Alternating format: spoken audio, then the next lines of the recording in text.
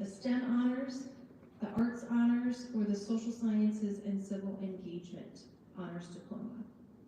You can only earn one honors diploma, receive one type of honors diploma, but like I mentioned, this is one of the seals, one of the two that your students can earn towards graduation. So the most common that students work towards, and the one that you'll hear most about, is the academic honors diploma. They need 4 years of math, 4 years of English, 4 years of science, 4 years of social studies, 3 units of a world language, or 2 units of 2 different languages, 1 unit of a fine art, a 3.5 GPA, a 27 ACT, or a 1280 SAT.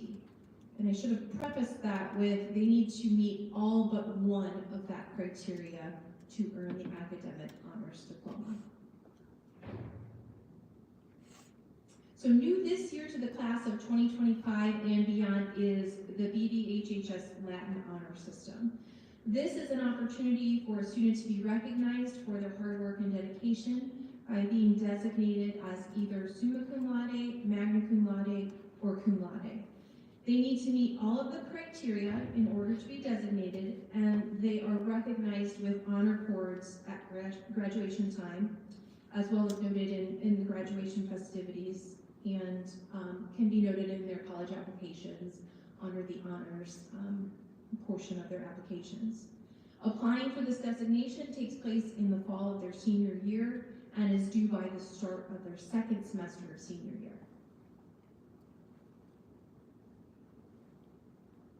I'm now going to turn this over to Mrs. Owens, who's going to talk a little bit about the graduation pathways.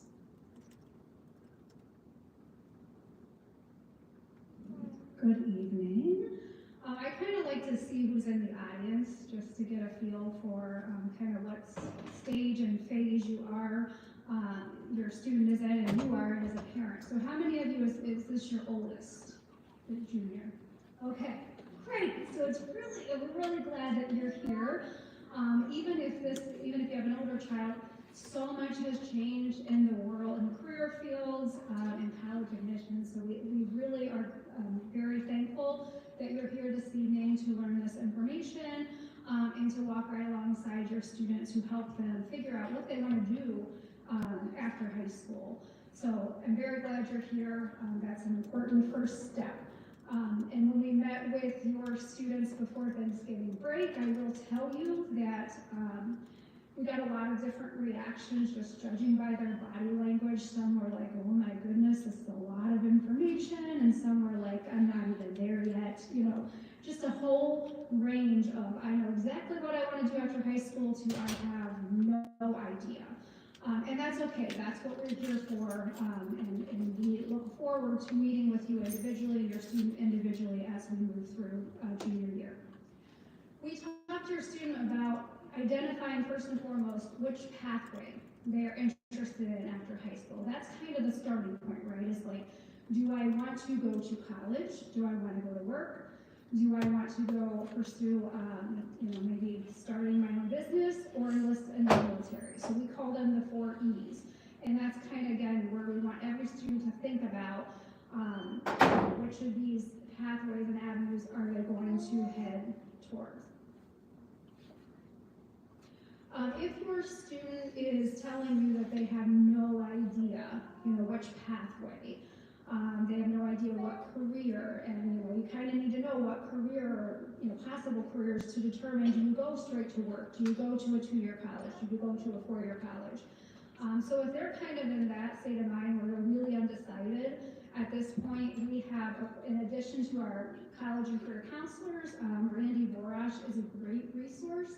She's employed through the Cuyahoga Valley Career Center, and she has a background in quite a variety of different career fields herself, but she can assist students in finding out which of the pathways make sense and working hand in hand with us to then further advise the student on what education is required. She is part-time, so the easiest thing we told the students to do would be to email her and let them know their availability, and she would set up a time to meet one-on-one with them. Other things that she assists with, and she actually a few weeks ago met with all the juniors and helped them create a professional resume. So if you haven't seen that, ask your son or daughter to take a peek at that. But they all should now have a professional resume. She's currently critiquing and getting feedback on those. In addition to Mrs. Bbhhs, Mr. Dreifeld, and myself, she can also do mock interviews, whether it's for a summer job, an internship, when they apply next fall, if they're college bound, if it's an alumni interview, she can assist with that. Mrs. Gorash, along with us, use Naviance a lot, especially for students that are undecided on career. There are many amazing career assessments available to students in Naviance. We have had them take them during English class starting freshman year, but they can retake those. They can, there's some in there that we didn't get to yet that they can take on their own. So that would be something, if they set up an appointment with Mrs. Borash, she's certainly going to want them to do, is look at the Naviance assessments they've already taken, and she might advise them to take some that they haven't yet had experience with. So one of the 4 pathways is enrolled, and roughly 84% of our students do choose this pathway. So we spent a lot of time with your student explaining the different types of post-secondary institutions, from the career technical to the 2-year community college option to the 4-year college and university option. The 2-year college, we are seeing, and it's not just us, across the nation, more and more students starting at a 2-year college for a variety of reasons. Obviously, it's much more affordable. And in Ohio, and there's a link here on this screen, we will share out this presentation so you have all the links that are embedded at your fingertips. But Ohio has a transfer guide where any community college course is guaranteed to transfer to all Ohio public colleges and a lot of the private institutions as well. So we see a lot of our students, a growing number of our students start at a 2-year college to save money. We also talk to your student, depending on what they want to study, some areas and careers require an associate degree. So a 2-year college would make more sense if that's the career that they intend to pursue. And interestingly enough, 45% of all undergraduate students do start at a 2-year college. When we look at the 4-year colleges, we talk to them about the difference between public and private institutions, and really hit home kind of, you got to know yourself. You have to know yourself as a learner. We talked about, if you can thrive in an environment where, you might have a freshman class, your freshman college comp could be in a room like we're sitting here this evening, filled with 200 to 300 students. How will you do in that environment? If you're in your intro to bio class and you're struggling, and it's, again, a large setting, are you going to go up to the professor during their office hours and are you going to seek out study opportunities and things of that nature? So we talked about that, obviously the class size, the total enrollment of students, that differs between public institutions and their typically smaller private counterparts.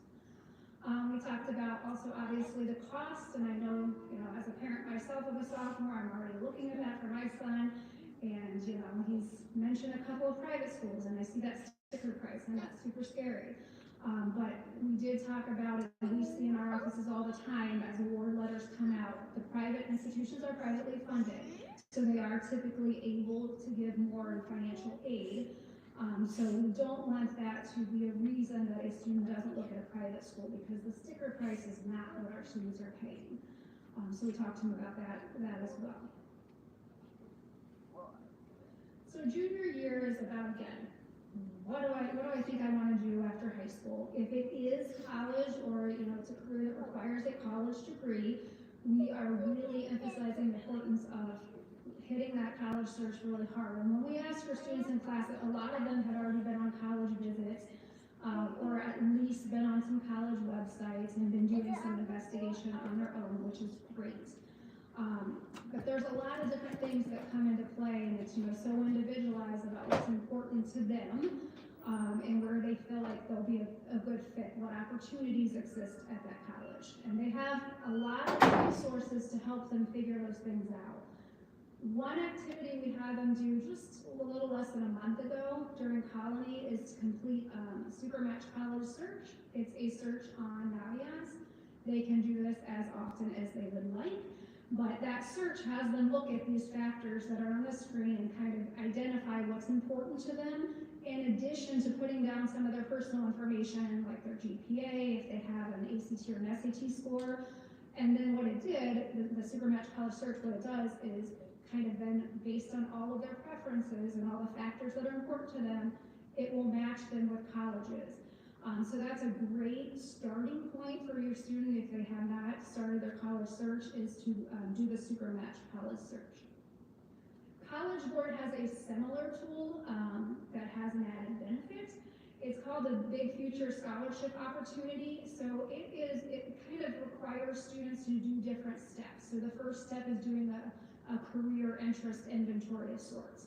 The second step is making a college list, kind of like the Supermatch College Search. Every step they complete, they are entered into a scholarship competition that ranges from $500 to $40,000. It is just a drawing, but these are, a random drawing, but these are things the students should be doing anyhow.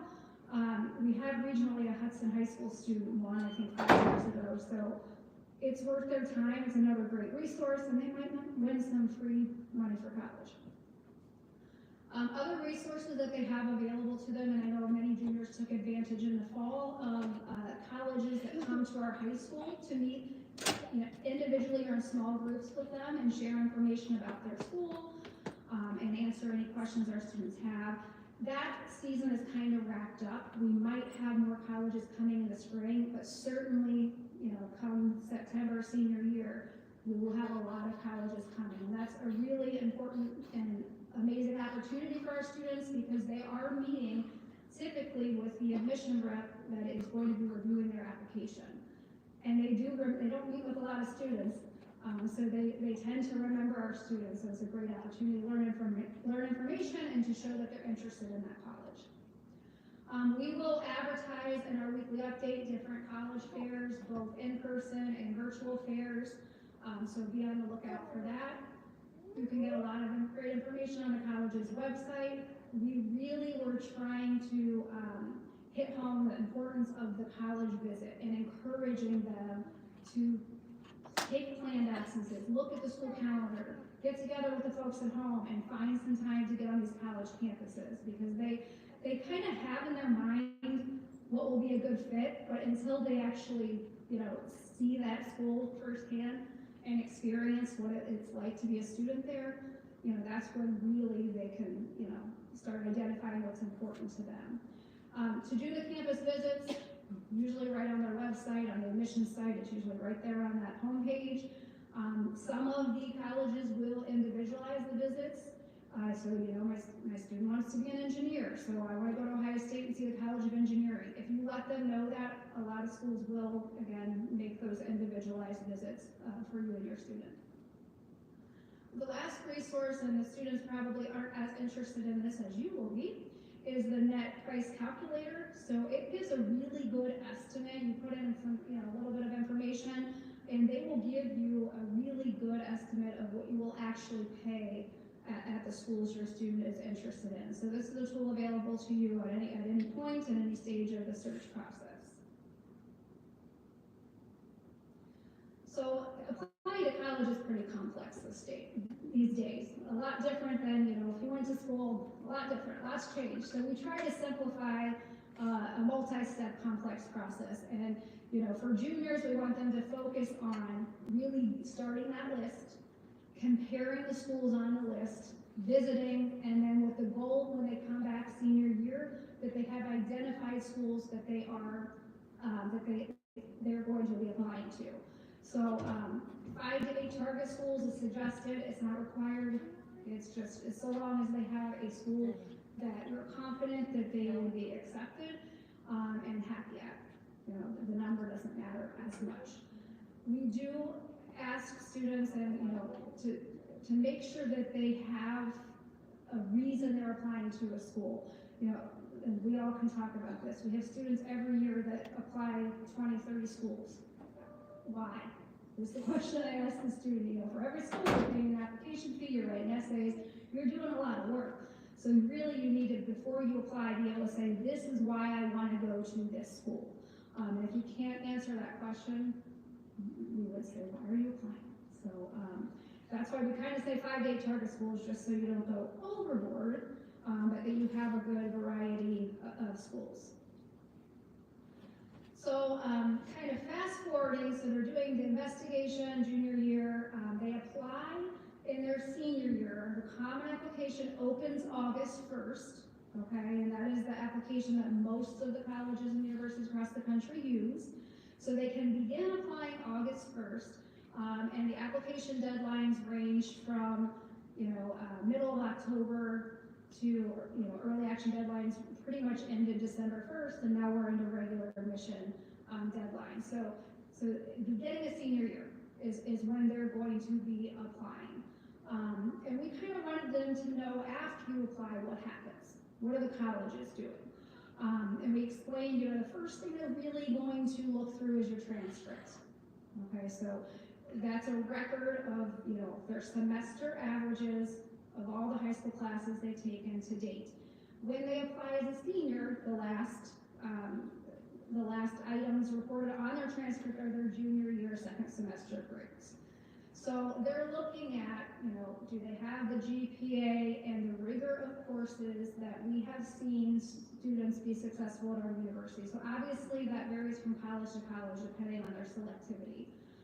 But they really, got to be honest with themselves and what they currently have as far as their academic record, and if it aligns with, what that particular school is looking for. So their GPA, strength of curriculum, and then the test score, if required by the college. Those are the 3 things that really they look at first. And if they're kind of in the range of, those criteria, they will then look at the kind of the bottom items to decide if they're going to offer them admission. So the essay, which we actually embed that in their summer English assignment. So this summer, their English assignment will be to write their college essay. They turn it in day 1 of senior year. Their English teacher will critique it for them. So that'll be good to go. And then the other pieces and parts of their application, their activities, their honors, letters of recommendation from teachers or counselors, and then their courses for senior year. So they will see that on their transcript, a list of their senior year courses, which we made sure to make sure that they understand the importance of continuing to take challenging classes through senior year, because that will be evaluated when they apply.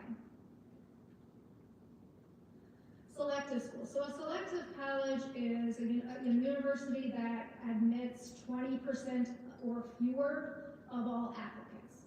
Okay, so think of Yale, Princeton, Dartmouth. And we have students every year that strive to get into a selective college. And we just want them to know the reality is that every student applying to those colleges is top in their class, has an amazing test score, has an amazing resume. So there's no perfect equation, or we can't guarantee acceptance at any of those schools, because everyone that applies there is simply amazing. So, shoot for the stars, but just make sure that you have some schools that, maybe aren't as selective, and you have a greater chance of earning acceptance. So myths that we hear from students. It takes all A's to get an elite college. As you saw on a couple screens ago, it's not just about the grades.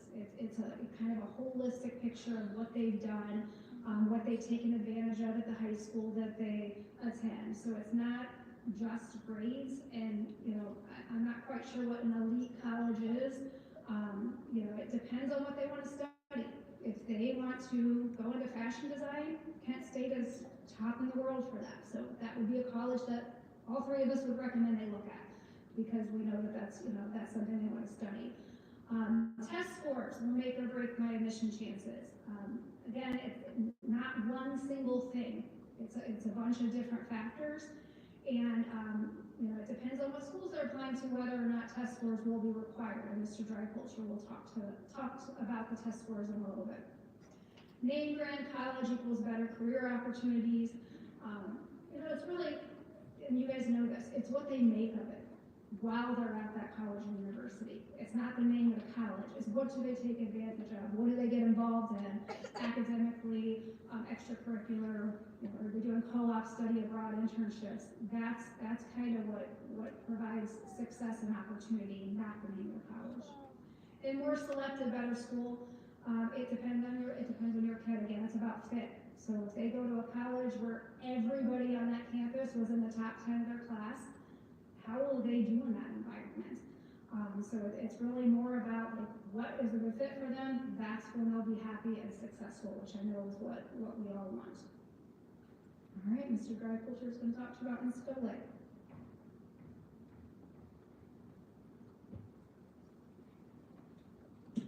We'll talk, excuse me 1 second. All right, thank you. Yeah, I'm Mr. Dryculture. I have students, juniors and seniors, last names P through Z. So for NCAA, is there anybody in here who maybe has a student they think might be a Division I or Division II athlete at this point? And it's early, okay, one. You know, athletic scholarships, because Division I and Division II are those or NAIA, which offer scholarships. Those students who want to participate have to be, it used to be called the NCAA Clearinghouse. They've changed the name to the NCAA Eligibility Center, but it's the same concept. And the NAIA, which is slightly different than the NCAA, has their own process. To put simply, to not go and click on all of these hyperlinks like Mrs. Owen said, if you do have a student who you think is going to head on to that next level, the Division I or Division II level, communications will be sent out typically to coaches in the spring, and you have to create an account through the NCAA student portal, and then we would upload a transcript. So nothing crazy, there's no specific timeline for this. It's oftentimes that sometimes students don't even know if they're going to be a Division I or Division II athlete until maybe they're, you know, if you get play a fall sport, maybe after the sport, if they're getting interest from coaches and those types of things. So again, this will be available to you, so click through these links, familiarize yourself with the process, and we can help you along the way. Okay, so standardized testing, as Mrs. Owen said, we have, you know, basically the ACT and the SAT. I'm sure many of you, obviously, your students have taken the PSAT. We offer the SAT here at the high school in the spring for free. Each school across the country can get one free test. I'll talk a little bit about that in a couple slides. But basically, there's two routes. There's the SAT and the ACT. And the comparison I use, and oftentimes, especially the parents who are new to the college process with their first student, and obviously it's been a while since maybe you've been in college, is, well, which one should I take? Is there one that's better than the other? And I look at it kind of like Pepsi and Coke, okay? Very similar, there's some differences, but ultimately we're talking about the same thing, which is a college entrance exam. So these are the websites that you can visit for each test. A couple of differences between them. The SAT has two sections. There is a math and then an evidence-based reading and writing, which is also commonly known as the verbal section, or has been. It's scored out of 1,600 points. There are two sections, the math and the verbal, or that reading and writing section, 800 potential points in each section. So how do you get your composite score? You simply add up those two sections to get your possible highest score out of a possible 1,600. The ACT is a little bit different, and I'll say the SAT, even though it has been changed, and I think there's more changes to come for the SAT test, there are elements of an aptitude test, which is basically, you know, students are going to see things on that test that they don't really see in the classroom or in curriculum. It's more gauging on your problem-solving abilities and some of those innate intelligence things. The ACT, although it certainly has its own, you know, components of that, is somewhat tied to achievement. So that's why you have 4 sections of math, reading, English, and a science section. It is scored out of 36 points. Different than the SAT, the subsections do not add up to your composite score. So a little bit different scoring system.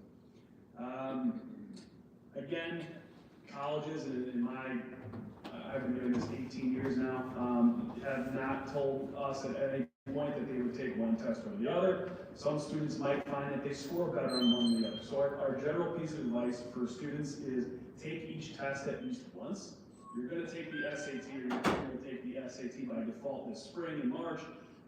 You can sign up for a national test date for the ACT. You might have already had your students do those things. And then you can kind of gauge if you want to retake one of them or whichever test you choose to submit to the colleges.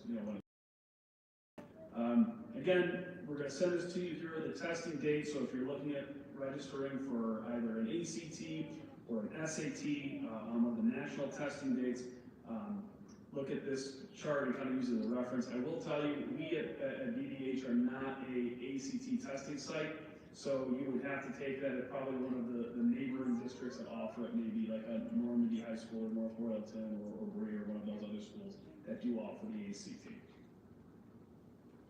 Okay, so again, the SAT, each student here will take, a junior will take the SAT on March 13th this year.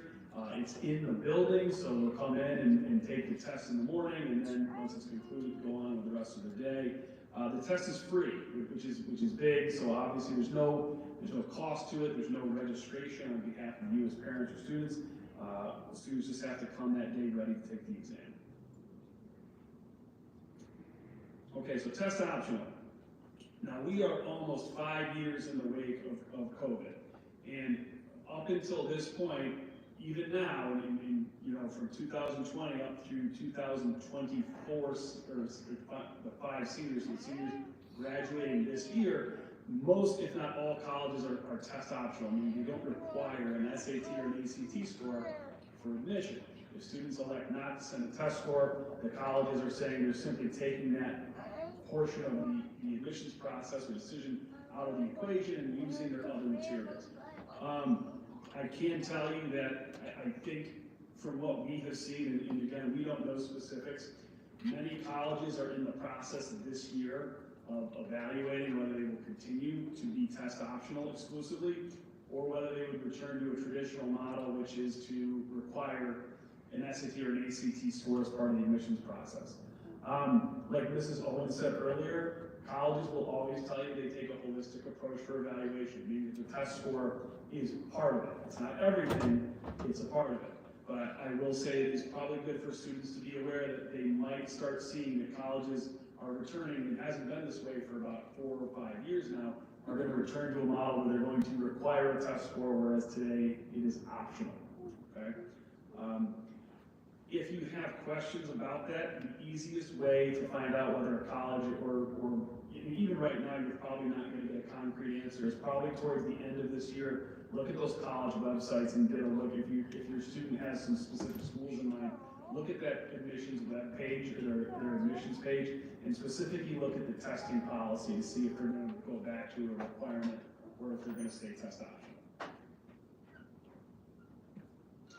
Okay, so Sealy Test Pros are professionals. So we have a new company we have partnered with this year. It's run by a woman named Amy Sealy, so she's founded the company. We're having 3 test prep seminars and opportunities for full day, test prep for students. We have it for both the SAT and the ACT. This first session is going to be this Friday, so we've had this information out for a while now.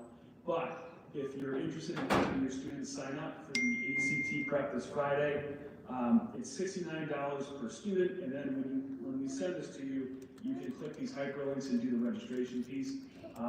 We just told students, for those of you who maybe already have students set up, it's going to be in the Media Center, and I'll send reminders out myself to those students signed up with any of the details. But again, great opportunity for the ACT coming up, and then we have one for the SAT, and then a kind of flexible date in the spring that we're going to use later on.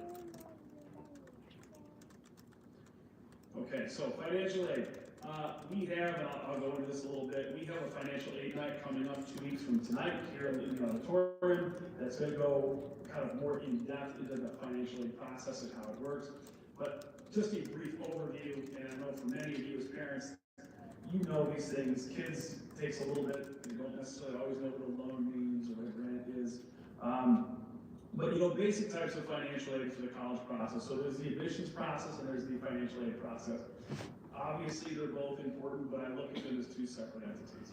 So the financial aid we're going to go over tonight is just some brief things, and just so you're kind of aware. Obviously, for many of you, you know what this stuff means, but just as a reference, financial aid. So if we're talking about loans and grants, the commonality between those two things is that that's money students are given that they do not have to pay back.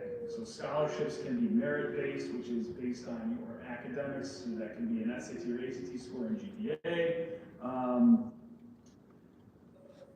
Grants are a little bit more of money that you can get through an organization or through some type of foundation or something like that you, again, does not have to be paid back.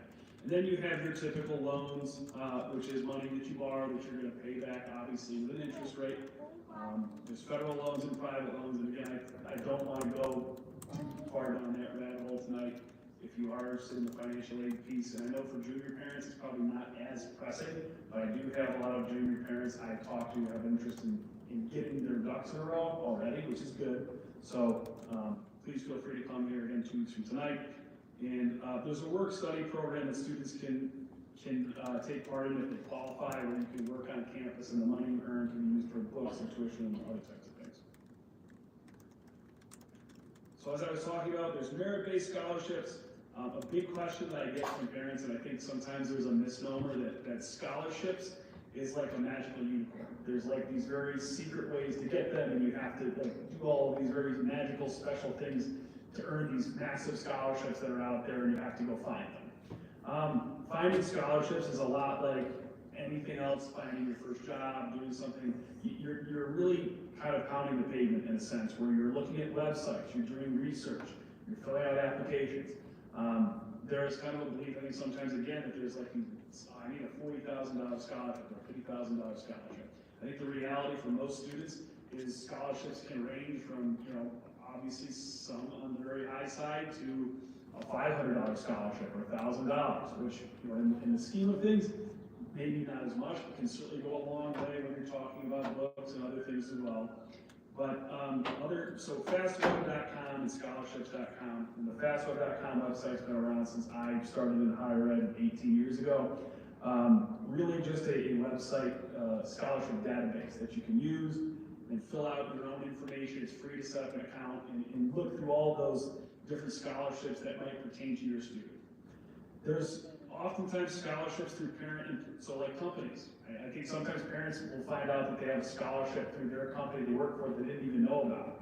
Or because maybe an employee hasn't had a college-bound student, they just haven't done it in 5 or 6 years. So check out for parents if you might not know, or maybe you do know. If your company has a scholarship for an employee or their children, definitely look into that. Community organizations like churches, Boy Scouts, Girl Scouts, charities, different organizations have scholarships. And then there's the local scholarships, which we, I guess I would say kind of tie into the community scholarships, but that we award at our senior awards night next May for your students. And we'll have more information about that next fall when we do the senior presentation. And as Mrs. Owens talked about, there's those College Board Big Future Opportunity Scholarships. All right, so financial aid night is December 16th, again 2 weeks from tonight, same place. I'll probably wear the same jacket. Join us here in the auditorium. It was presented by Kent State University Financial Services. They have some very knowledgeable folks who have a lot of extensive experience in years in the financial aid industry. So you'll get a lot of more specifics other than the kind of the topical stuff we've touched on, but that's more where you get into kind of the nitty-gritty of how financial aid works. And you can also have an opportunity to ask specific questions. At the end, we have a little bit of a Q&A. So we'll talk about the revamped FAFSA, we'll talk about scholarships, loans, grants, and all that other stuff we're talking about on the financial side of the college process. Okay, social media. I know for you as parents, and this is kind of a good opportunity for us to talk about this, I tell the kids all the time, I only have Facebook up here for the symmetry.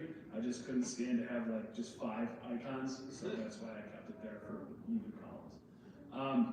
Social media, obviously, and when we talk to kids in the classrooms, obviously the biggest thing I'll ask is raise your hand if you use any of these 1 or 2 of these social media platforms. And I think most students are going to say, yeah, obviously I do.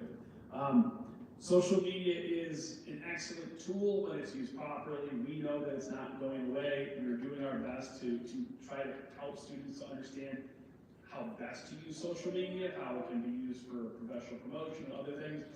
I think the flip side of that coin, as many of you probably know, is that at 16 or 17 or 18 years old, sometimes there are lapses in judgment and maturity where students might be putting things out there that they shouldn't.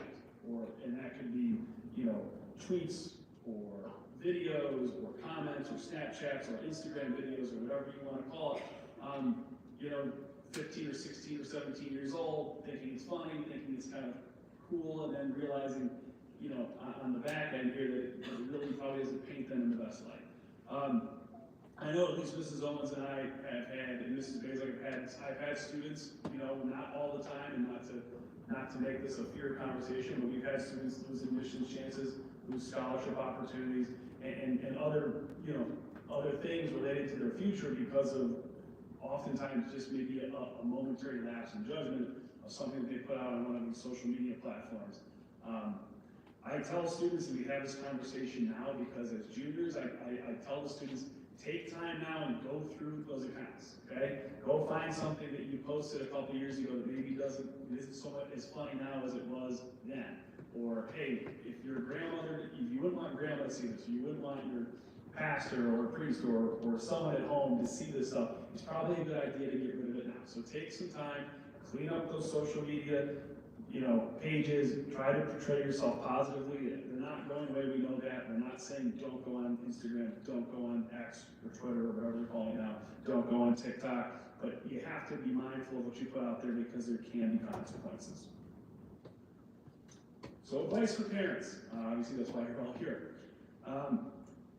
Four basic points. Let your students control the college search and application process. Obviously, your support is huge. Your guidance is huge, right? As parents, sometimes you're going to let your kid take the reins, and sometimes you have to be like, nah, not so much. Let's go back.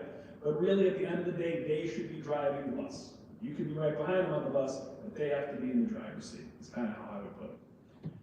That they're, remember, ultimately in charge of themselves, and they're the one who are going to attend the school. So you want to make sure it's a place that they can see themselves for 4 years. The reality for many students that, you get somewhere and maybe they think it's the best place, and after a semester or a year, it's not, and they might transfer, and that happens all the time, and that's okay. But oftentimes, I think what we see, and as Mrs. Owens talked about, is college success, and whether you stay somewhere for 4 years or not and graduate is based on fit. Right? I think sometimes the students are only at a school because of the name, or they're at a school because mom and dad told them they have to go there, or they're at a school that just was the best financial package, and the only reason they're there is because it's cheapest.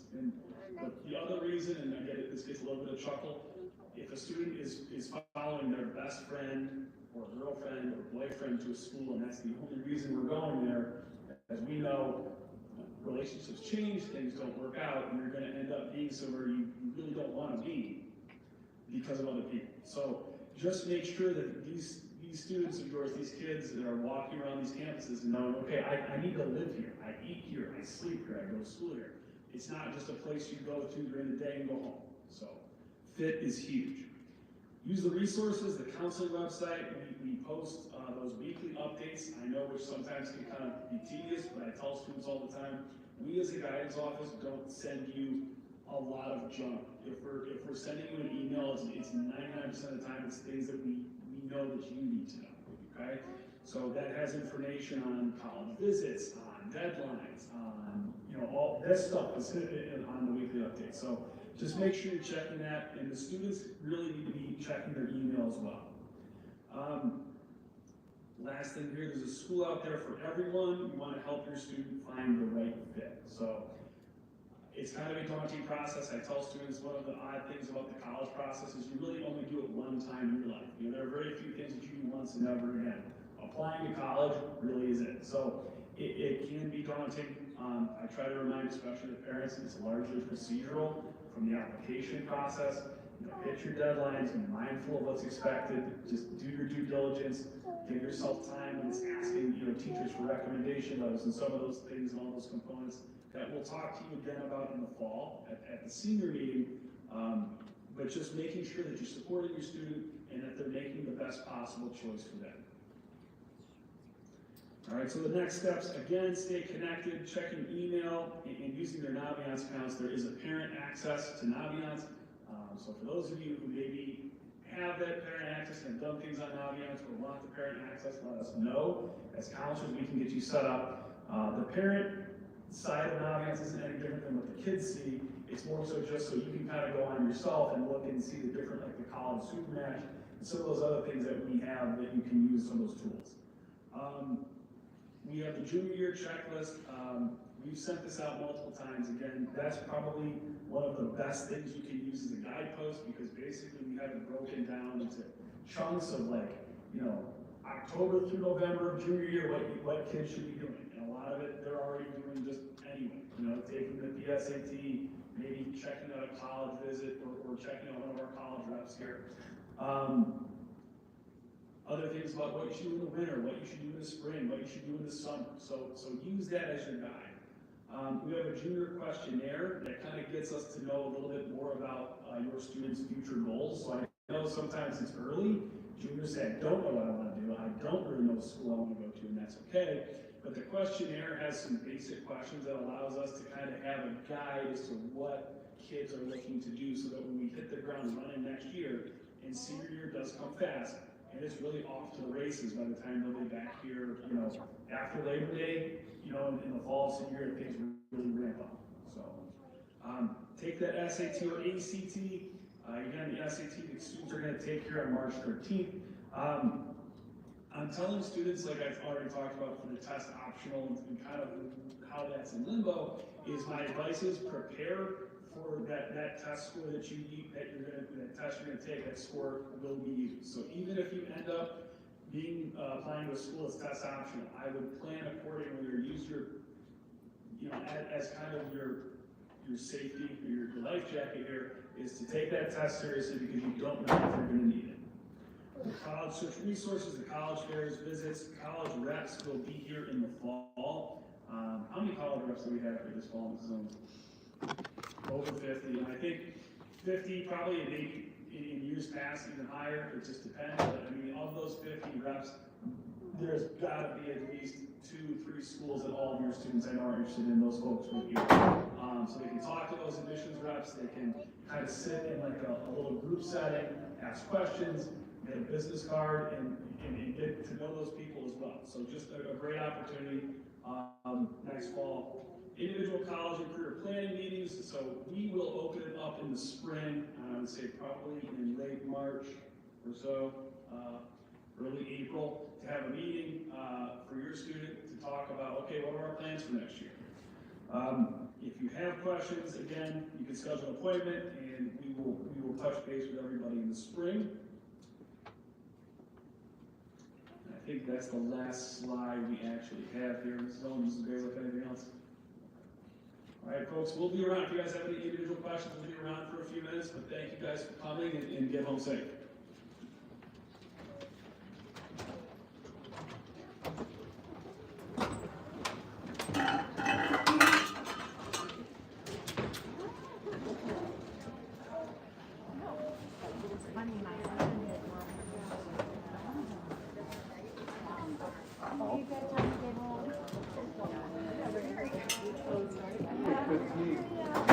Time to boogie.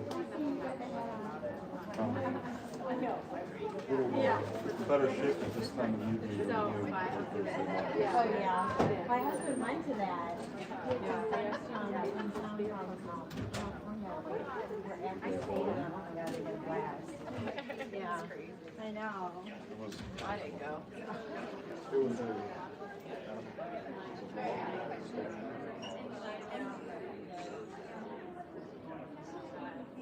I mean, Michigan is incredibly smart.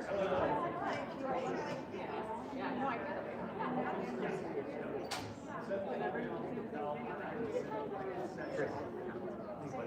How are you? Right. Well, I mean, Nothing.